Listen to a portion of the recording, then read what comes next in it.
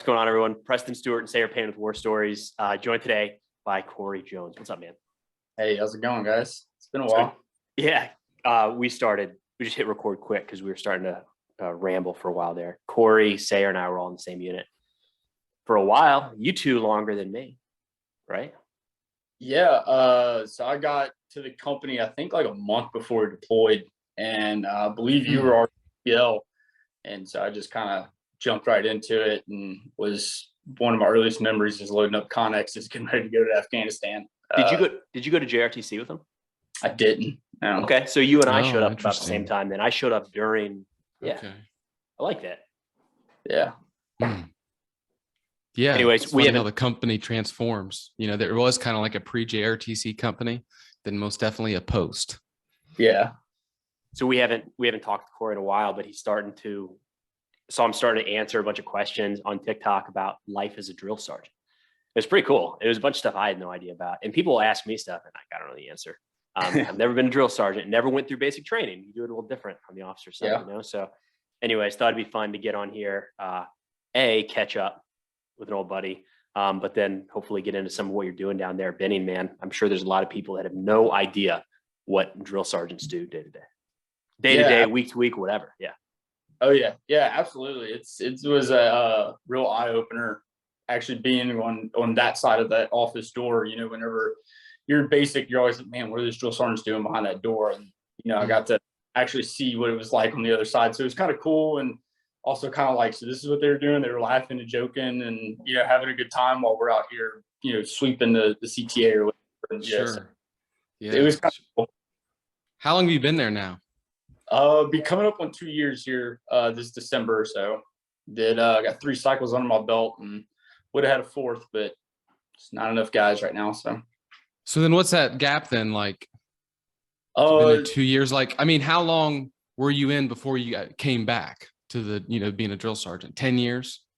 yeah. So let's see. I'm at 12 years. So yeah. So it was right out about 10 years. 2020, I think August of 2020, I think is when I went to the drill academy there in Fort Jackson, and then went PCS out of Campbell, and then heading on down to Benning. So yeah, it was right at about 2 years. And you had to like go through basic again, kind of, right? Like, what was that like? Basically, yeah. So it was during the height of COVID, so it was run a little bit different. So we had 2 weeks of, or 2.5 weeks of that distance learning, which is like on Teams, just like basically FaceTiming our drill sergeant leaders, and then 5.5 weeks of at the schoolhouse itself. And yeah, that's a bunch of E6s and E7s that wear the drill sergeant hat and have their nifty little belts around their waist, and they're sitting there, you know, kind of getting on to you like you're a private. You have to dress them as drill sergeant, standard parade dress for whole 9 yards. I didn't know that. So you go through, I mean, not a full iteration, but a bit of it. Do like a first 72, like the first 72 hours that we're there, you know, they're hitting us hard, they're yelling, doing smoke sections and stuff, which is like 10 reps max kind of thing of doing push-ups and stuff. But you know, getting into the marching again, teaching us the right way to stand in formation and just do basic soldiers tasks that you forget after being in the Army for 10 years. That's interesting. Does it kind of like trigger the memories of basic in a good way? So you're like, oh yeah, that's what we're supposed to be doing.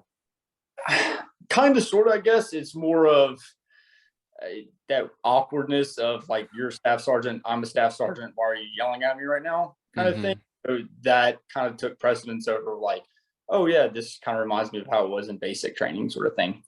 Basic, I think you're a little more scared, nervous, anxious. Whereas drill academy, you're kind of just like, dude, why are you yelling at me right now? Like, chill, just teach drill sergeant. We'll move on. That's interesting. Yeah. So is this something you wanted to do, or did they just assign it? No, not at all. No, it was the big Army was just like, hey bud, you're gonna be a drill sergeant. The Army was sucking real bad on drill sergeants. They were forcing guys to go do 3rd years and stuff. So whenever I finally got to the unit I'm in now, there were guys that were on their way out from, you know, being forced to do their 3rd year. So they were hurting pretty bad on drills. I think I was the 2nd class after the academy shut down for COVID. Once they reopened, I was the 2nd class to go through. So I was like one of the newest, freshest drills to get on the trail after the whole COVID thing happened. Oh yeah, they call it the trail, right? Yeah, has something That to do with old like the Wild West days, being out on the trail kind of thing. rounding up recruits. Yeah, I guess I never thought to ask. It's just kind of what they say. It's interesting. Like I wonder, because like drill and ceremony was a big deal. That's oh, what's his name? The Prussian, right? Uh Oh yeah, Frederick the von re- Schlieben. yeah. But that was more like gentlemanly, I think, right? So like when that's a question like when did like the drill sergeant come to be Oh, in like military in the US Army? Like when that become a thing? so one of the things I actually read while we were at the academy is the Army adopted the Marine Corps style of drill sergeant, drill instructor. So the first Army drill sergeants, I'm probably wrong. I'm sure somebody can look it up, but I think it was around like the 40s or 50s when it actually like the drill sergeant became a thing, and they sent Hmm. a group of NCOs over to the Marine Corps boot camp, learned how they do things, and then it was one of those train to trainer things, and came back, and then they established a drill academy where they taught other NCOs how to be drill sergeants, and then put them out to the force. So that was kind of cool too. That happened. I kind of thought it was just existed. No, it's interesting. Is there Yeah, anything big that's changed since you went through? Like where you're in a good way or a bad way? Like noticeable changes? Probably the biggest thing is they got rid of the shark attack. Sure, you kind of movie out there where the drill sergeant's yelling in your face and throwing bags off the bus when you first get there. That's not a thing anymore. oh, Um, interesting. the first 100 yards, and it's to pay homage, I guess, to the guys that were in World War One, going up over the top and then covering that 100 yards from your trench to the enemy trench. And I kind of like it, kind of don't, just because I grew up in the shark attack era. But the first 100 is that, and it's a lot more drill sergeants kind of leading the way, like showing these new trainees that we're getting, like, hey, like, follow me, being more of like an NCO than just a drill sergeant. Like, hey, follow me.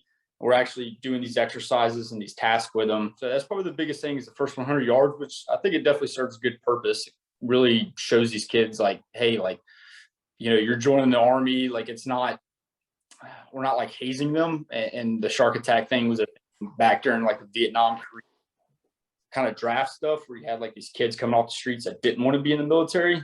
Sure. Yeah. Shark attack from was trying to show them who's boss. But now we're an all volunteer Army. So it's like, you're volunteered to do this. We're going to treat you more like a human than just or an object coming through. Yeah. What do you I think, like Sarah? the attitude. No, I mean, I definitely don't oppose change in any form. If people are, it depends where it's coming from. I think you got to listen to the doers on the ground. Like you got to really listen to the doers. Does it, it's always comes from the top, but arbitrary yelling is annoying. And then it, in my opinion, it like negates things. If someone's blowing up all the time, it's like Boy Who Cried Wolf, and you'll just get people rolling their eyes all the freaking time. And it's like, you don't want that. Hazing's bad, but like, it sounds like, I'm not going to get into closed door stuff, but it sounds like corrective training is happening, and so like, that's a good thing. And then team building, bonding, that sort of stuff. Yeah, it definitely is happening. I mean, there is the corrective training that does happen. But I think the big part that a lot of guys have problems with, gives the 100 yards a bad rap, is just a new generation that's coming in. It's not like when we were coming up in the military, it's more kids that sat inside, played video games, and, didn't have a very structured or disciplined upbringing and stuff. Like I was more afraid of my mom than I was any drill sergeant ever, whenever I was coming in. So, I mean, it is in that aspect. I think it's kind of why people don't agree with the first 100s, because it takes a little more effort with these kids that are coming in now, because they know the why. Like, why am I doing this? You can't just be like, I told you so. Like, they want to know why they're doing something. But like, I think that's okay. And that's something I've noticed on the transition to the outside is that there's kind of a perception that in the military, leadership can be easy because you tell somebody to do something, they have to do it. Like because I'm going to yell at you or whatever it might be. Like you have to do that thing. And like kind of, but not that much more than any other just regular job. The whole challenge is is you don't want to have to do that. Do it because I said so. Like there's so much more to it. Um, there's a lot of nuance involved there, right? People don't always just have to do what you say, and you don't want them only doing the things you say. And I feel like part of that is that shark attack. Like if you can teach people to not do something because they're scared of somebody, but because they want to follow, I don't know. I feel like perfect world that works out better.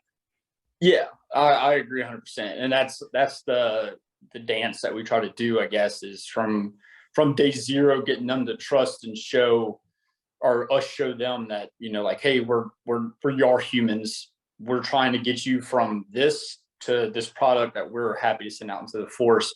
And there is still a place for, you know, the yelling and then the mind games and stuff like that. Like I'm not advocating getting rid of any of that stuff. But I definitely think the first 100 yards is a lot better than just initial shark attack, because at least I've seen by week 13 or 14 with these kids, like they're, you know, if you've put the work into them, they're like listening to everything you say. They want to do things for you. Like you have to be that motivator and that person that drives them when they've given up on themselves. Like you have to be that guy. It's like, we're not quitting, not today. Let's keep going. And it's probably one of the most rewarding jobs that I've had in the military, honestly, being a drill sergeant. That's cool, man.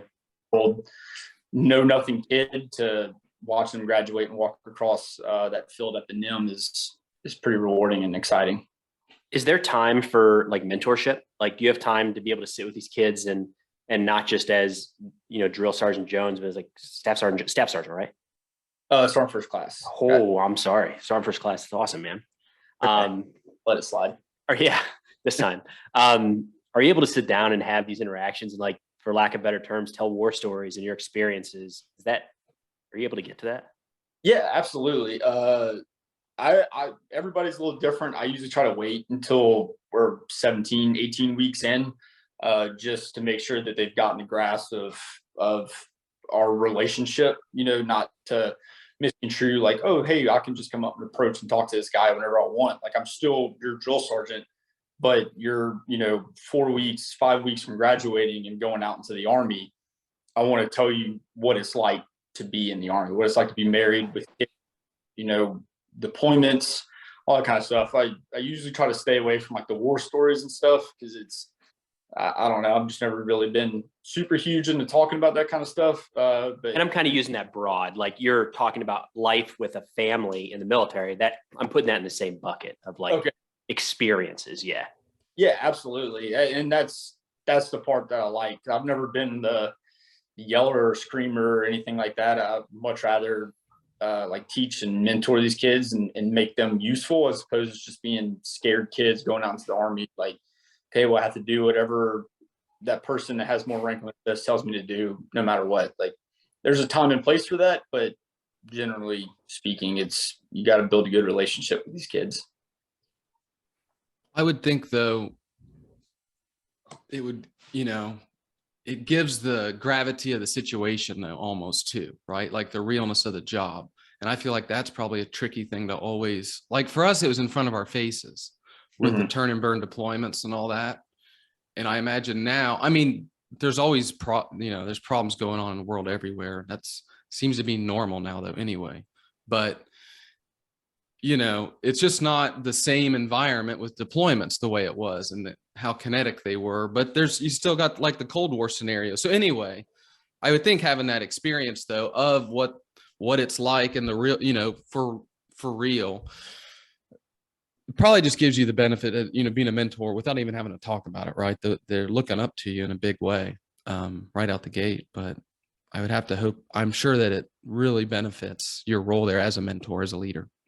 Yeah, I mean, I'm sure it does. I guess it's always kind of hard to like evaluate yourself and how you do, but we do. I got an outstanding group of drill sergeants I work with, and we do try to do a pretty good job of, for one, making the training as real as possible, and two, emphasizing just how stressful and how scary combat actually is, to make them understand, like, look, like if you're struggling now, like it's only going to get worse when you have a live body on the other end of this rifle actually trying to shoot you and take your you, and you have to make that decision on your own to stop him before he does that.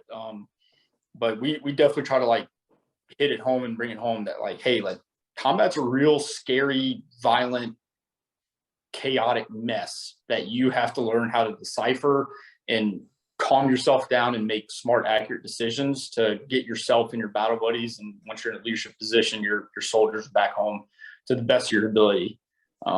So in that aspect, yeah, I guess we kind of do use our combat experience, but other than that, usually these kids are always just asking the same dumb questions that civilians ask, or they find out you deployed to a war zone, it's just, so it's, but yeah. So I kind of like two pieces here. I guess they kind of go together, but I was going to ask, what's the thing that causes people not to graduate most often? And then kind of in the same vein, if somebody was going to ask like advice to be able to get through and they're 17, they're thinking about joining, I feel like that's the same question asked two different ways. Yeah. So I guess just first, what causes them to quit the most? Honestly, as cliche as it sounds, themselves.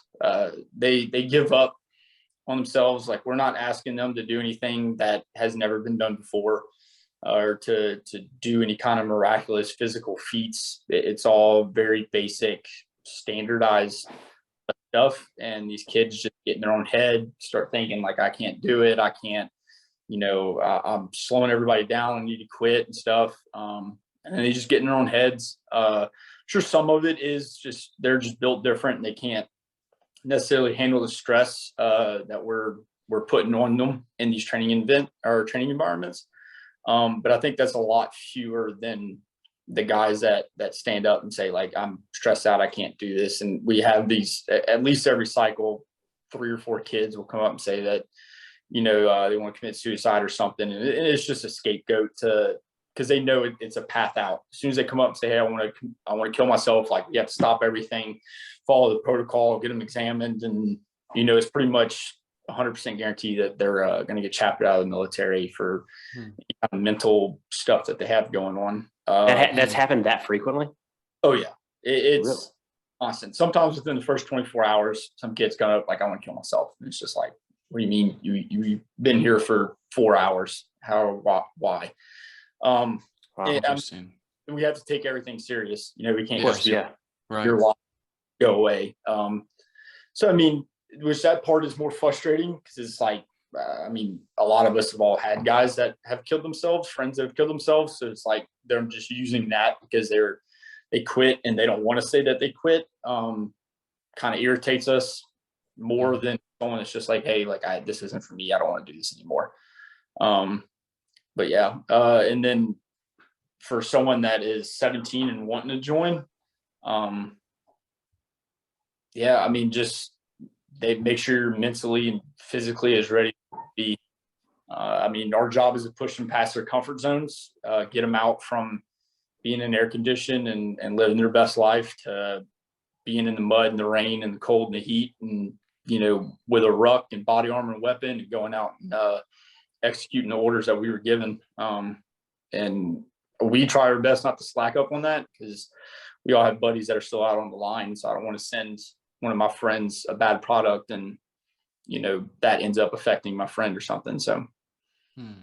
Have you had that happen? Have you had not a bad soldier going out there, but have you had anybody reach back and like, Corey, I got so-and-so? No, not yet. I try to keep my distance from the trainees that we send as much as possible. It's just Army regulation stuff. So I usually won't like put out. You're not following up with them. I gotcha. Yeah. Yeah. I try to like just once they graduate, I'm like, all right, hey, I'll see you back out in the Army eventually. But why I'm under this hat and I got this badge on my chest, like I'm just not going to talk to you on Facebook or TikTok or nothing. Like just. But none of your friends have contacted you to say they got one of your recruits? No, not yet. Maybe they have, and they just, I don't know, hadn't asked you their drill sergeants were or anything, but I know that was always one question I would ask whenever they came in and acting like I knew their drill sergeants or something. And like, oh, I'm going to call your drill sergeant and tell them that you're here and stuff. That's funny. Uh, I had, you know, I had one platoon sergeant the whole time. It was Sergeant Paskey. He was a CSM now, but he was like a senior drill right before he came to Campbell. So he did like 3 years. And it was always funny when, you know, we'd be walking the DFAC or something and someone would recognize him. Every time you could see it in the private's eyes that he immediately recognized who that guy was. And then Sergeant Paskey had a skill of identifying. I mean, you could read it and he'd kind of mess with him. But then, you know, obviously just ask him what he's up to and how he's liking it and whatever. But it was always fun for me just to kind of see that interaction. Yeah, I'm interested to see how it is, because I know several kids, especially from this last cycle, went to Campbell. So I'm bound to run into a few of them going to the shop ed or PX, or it might even be in my platoon whenever I get there. But I'm pretty confident the kids that we had in our company, they were all, most of them were pretty good. So again, that goes back to the guys that I work with. They're really good. So you're going to Campbell. You already know that. Oh, yep. Really? Second You know, brigade. where are you? Yeah. Where? 2nd Brigade. No kidding. Yeah, for a 3rd time. So Yeah. It's a big army. Wow. Yeah, it's a big army. Yeah. Exactly. Yeah, the Army just wants me back in the 101st, I guess. Yeah. Excited about and sad about. You know, I've been fortunate to where I was a private in the 101st. I was a squad leader in the 101st, and now I'm going to go be a platoon sergeant in the 101st. So just knocking out all the duty positions I can at Campbell, I guess. So It's a good unit. It's a solid unit. You know, it's hard to. People do well there in those positions. You know what I mean? oh yeah, I'm definitely proud of it to go back to that unit and to have that, to wear that patch on my shoulder every day. So Do you know which battalion yet? no, not yet. As of now, I'm still on assignment. The Army hadn't cut me orders yet, which I believe, being E7 now, I get pinpoint orders if I'm not mistaken. So I should know what battalion I'm going to, which that's kind of exciting. So reach out and see if I have any friends in that battalion or anything like that. It'd be pretty cool. Sure. I like it. So what's the Wow, small army. Did you know that your platoons, I'm not gonna say his name, former interpreter, the bigger guy, Okay, yeah. his brother was an interpreter, immigrated here, US citizen now, and he's an E5 in that brigade. No way. Uh-huh. Oh, Yep. I'm gonna have, yeah, that's kind of cool. I'm gonna Yeah, have to, he's a full-fledged citizen for like, I think 2019, he got a citizenship. Mhm. Came over in like 15, but he was an interpreter in Helmand for the Marines in like 2010, you know? That's cool. Yeah. that Yeah, interpreter was the small army. goofiest dude. Yeah. Yeah. But I'm helping him out. He's stranded, you know, is he? and not in Afghanistan. Yep. He's smuggled himself out through different means. October before this. So October 2020, and still trying to get his paperwork. He's bad. One of those guys should have been here 5-6 years ago, but Yeah. it gets kicked back and then lost, and a lot of lost in translation too, and bureaucracy. And he's a casualty of that, unfortunately. But Yeah. anyway, small army though. I thought that was, it's pretty cool to me. Yeah, that's really cool. Well, at least it's hopefully out of the worst of it. Now it's just a matter of getting paperwork in order. And Oh Yeah. yeah, that part. Yeah. But I was just thinking his brother too, just doing the job now in the uniform and everything. pretty cool. Corey, you kind of mentioned that like this next cycle isn't full or there weren't enough recruits or something. So without stepping into anything that we shouldn't talk about while you're still in uniform, any thoughts on why that is? Because the Army's missed recruiting goals now for a little while, I think. Oh man, that's really hard to do. Maybe in 7 years we can come back and revisit this. Yeah, I don't want to put you on a tough spot there. Uh, I'll throw it to Sayer because he can say whatever he wants. there you go. Well, there's a worker shortage everywhere, right? For one thing. Yeah. That's everybody, especially like blue collar type jobs. And I would say at the end of the day, military is kind of, it's a working man job, and woman, of course. But I think that's a part of it. Hey, they took the pension away. I think that sort of matters. I think being able to be on a parent's healthcare plan until 26 versus 18 also changes things. you know, and I'm talking money. Yeah. I mean, and then, so that's just the financial side of things. It's like a job, a job, but then it's like, then the duty part of it, I don't know. I mean, you know, because Corey, you are in a microcosm. I will say that. Like, I got out 10 years ago this summer, basically. And, you know, when you're in the military, it's a different world. It really is. And so I'm still trying to get my footing out here. You know, my situational awareness is difficult. But I do think, let's say, just as when we were kids, I felt like what it is to be American and all that stuff. If you were to like do a little short essay about that, pretty easy. And most of them are gonna be quite similar.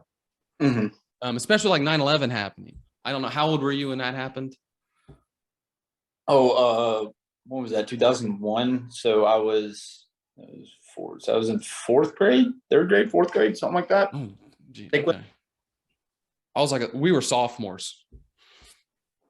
I wasn't in high school yet. Yeah, it was in high school in 2005. So yeah, I mean, you got your eyes open at a pretty early age too. But either way, it was in your face all the time. Oh yeah. And so, so you were even getting that at 14 or fourth grade as like a little kid. But either way, it's just not the same right now. It's not the same. And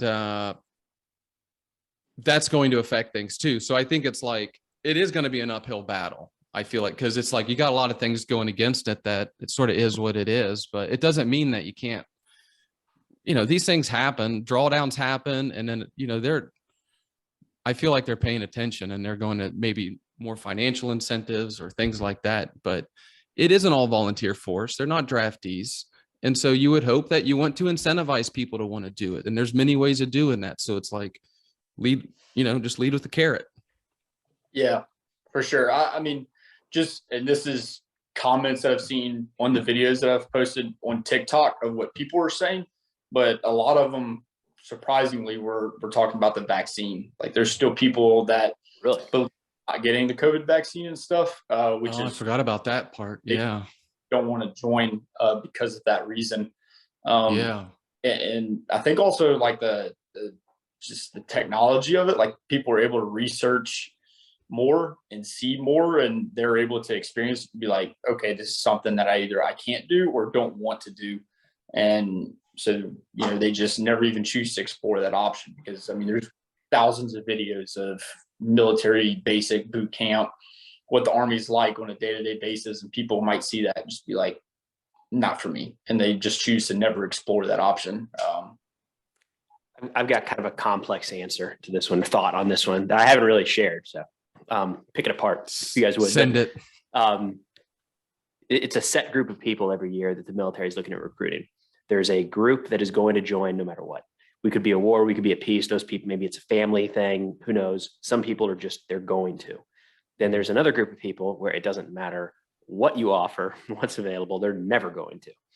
And then there's really what the military is competing for year in and year out is this middle group where they could go either way. And for the last few years, it seems like they've gone more towards no than towards yes. A few things that I think have played into that. We have a smaller pool to pull from. There's fewer eligible candidates out there based off of health, based off of that too. What's the number? Like, have you seen the number of how many kids are eligible for military service? It's surprisingly low. And It's lower today than it was 5 years ago, and lower 5 years ago than it was 10 years ago. So It's a smaller pool already. And I think that over the last 10, 15, 20-ish years, there's been a lot of focus on problems with veterans. The VA is not good enough. Burn pits aren't being compensated. We haven't figured out PTSD. And these things get a lot of attention to try to resolve them. But I think in turn, a lot of people associate problems with veterans. You go into the military, you come out with a problem. And I think that's, I don't know that people would cite that necessarily, but I think it might play into what they see and read and hear about, my big picture. Yeah. Definitely. Our first sergeant was a recruiter over in Auburn, which is like 45 minutes away from here, before he came here. And he reached out to his old recruiting station, and he me and a couple other guys had the opportunity to go to Dottsville, Alabama, go talk to high school and talk to their seniors and stuff like that. So it's kind of cool to see like what all the recruiters have to go through. But it was also kind of discouraging. I don't envy those guys at all because they like just not a lot of interest. Kids want to go to schools and go to college and do all this other kind of stuff, which I mean, there's nothing wrong with, but I mean, I don't know. We'll see. I guess also with the tuition thing that just came through, I feel like that took a big chunk out of the military's like recruiting abilities. Is the tuition forgiveness that they're doing. I mean, that was a huge thing that the Army had. Was that's another one. Now it's now the government's doing that for people, so it's like now people are like, okay, well now I don't have to join the Army to get my tuition paid off. I can not do that. So I wish that we could have those longer conversations. When people think that we have longer conversations, you can't, because it's some random 18-year-old that just makes their opinion and doesn't chat or raise it up. Not all the time, but like there's so much more to that. Like the Army will pay for things entirely, not $10,000 off or $20,000 off, but like 100% cover the entire thing. Even if you didn't go, like the student loan repayment plan or whatever that the Army has. I see it constantly popping up in the reserve. Like it's pretty cool. Now, if you want nothing to do with the military, it's probably not very cool at all. But there's some things out there that are worth more than $10,000 in terms of college, And the transition is my brother's a great success story because he's my younger brother and did the college thing a couple times, didn't work out, then didn't do the hourly factory job, didn't pan out, and he's kind of living in my parents' attic, and then went Air Force and went into IT, and it's like Wi-Fi grid stuff is what he does. It's not just keep the internet up, it's keep the grid up.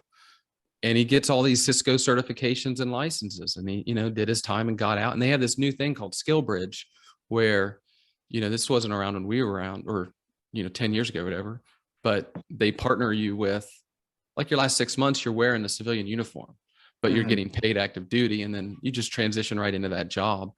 Where then as soon as you're done with the military, then it goes right into their paying. The corporation is now, but and it's like, because it's all trade driven, what he did, where he has, as compared to, that's a struggle with like combat arms and infantry. I'll say that definitely, where trying to relate, whether it's infantry or like armor, artillery, that's very hard at the end of the day. And now I know there's soft skills, but a lot of civilians, a lot of jobs are looking at just the hard skills, the black and white, and having those trades and all of that.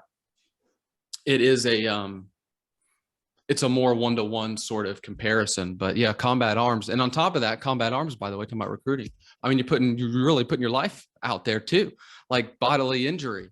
Like my brother was in the Air Force, did IT, and that was great for him. It was definitely great for him, that sort of thing. But when you're out there, you're putting your body out there too. That definitely requires some convincing, to get people to do that. Yeah, definitely. Absolutely. And also the tuition assistance that the Army has is, I think, like $4,500 a month or a semester or something like that. And you could do like 1-2 classes if your schedule allows. You can do up to 1 or 2 classes per semester off that tuition assistant. And the Army's paying that wholesale, and you can come out with, I think, at least a bachelor's, if not a master's degree, off of that tuition assistance. And so, I mean, you can spread that master's degree out over 13, 14, 15 years if you want to, and eventually complete it before you're even out of the Army and roll right into it. And we just had a guy that retired. He did the truck driving thing that the Army provides, and he was saying there's also other stuff for welding, electric, plumbing. Those trades are vocational out there. Rehab. Yeah. Actually, I mean, I was probably just too arrogant to apply for it, because it was a NBC, like a chem marine guy that I went to law school with, and he did voc rehab to pay for law school. And I was like, geez, yeah. Or like, I don't know if it was 100% or it probably wasn't 100, but I think it was good money. And Yeah. like, so I didn't do it probably just because I was too stubborn. But they're out there. They are out there, and those programs are meant to be used, and it's for a reason. And like, if you are a combat arm, stop being stubborn. Apply for that crap. That's the plan. I like what you've been doing on TikTok, Corey, because I feel like I just saw you answering a bunch of questions from people. I think that's awesome because I'm surprised. I don't know. I guess it's not what I did, or it wasn't really available, right? Like, I don't think when I was joining, I could have found like a cadet at West Point and asked him questions about what life was like. Like, where would you have done that? Right. But kids can ask you questions now. A drill sergeant at Fort Benning, and you're giving answers of like, this is what you can expect, or no, that doesn't happen. Or I think in one, you told somebody to, I can't remember what it was. You were messing with somebody in one of them. And I just hope somebody didn't scroll too fast. Is it the emotional support drill sergeant with the blue disc? Yeah. It's not what that means. But no, I like that, man. It's such cool access that people didn't have even just a few years ago. And it might persuade some people to not join, but the people that do are probably going to be that much better suited for what they're getting into. Yeah. And that's the hope. And I mean, it's mostly all because of you. I mean, you're either all over my For You page, just, I guess, because I stop and like watch your videos and stuff, because for one, you talk about history some of the time or just current conflicts, which I'm super interested in other than just being military. But yeah, I mean, saw that and I was like, I haven't seen anybody answer any kind of questions about, what is it like to be in basic, and, whether I get flack for it for being a soft drill sergeant or whatever, like to me, it is what it is. Like if I can help somebody make a decision based off of my video, even just one person, then to me it was worth it, because in the end of the day, we are humans. Like, I got a family I come home to. I take my uniform off. I don't sleep in it. Like, we may seem like we're robots and, this is our entire life, but it's, in a way, at least for me, I take the job extremely important, because to give the book answer, I'm tasked to take America's sons and daughters and make them the future of the military. And I know that I have 7 more years left, if not more than that. And I don't want to put out 300-400 kids out there and I run into them and they're not good. And then now my life is in their hands, because I'm not going to be a drill sergeant forever. I'm going to be a platoon sergeant and maybe a first sergeant one day. And I don't want junk out in the military. I want somebody that can, watch my back, and I'm confident that they can do their job to the best of their ability. So that's what I hope. And hopefully I did a good job. I guess only time will tell. But I like it, man. Anybody that stops their day and takes their precious time to come into your video and say you're a soft drill sergeant for trying to help people, like, move right past that. That is very clearly not the audience. That's the internet. And it shows. I mean, I'm optimistic. It definitely. I mean, they're all in good hands. You're taking care of them. The guys and everyone you're with is helping. You're on the same sort of common purpose, and I think that's what's awesome about it. And like, I think perspective wise, if you look at Vietnam, we got a big force, right? And we lowered the standards across the board to get anybody and everybody who could do it. And that was with a draft too, even worse. And then the 70s were, the ramifications of that. They had a lot of bad things going on in the Army. It wasn't well known with its leadership. They had a lot of problems, and they sort of gutted it, and it got real slim until the 80s. And then it came up, and it really, like, my personal take, being someone who was sort of in the game from like 04 to 2012, I feel like, to me, the best generation I found of leaders were the ones that came up in the 80s. And then the ones that were the younger ones that came up after that were great leaders, sort of embodied that way of things. Because I feel like those guys that came up in the 80s, they were trained by the best of the best from Vietnam who stuck around.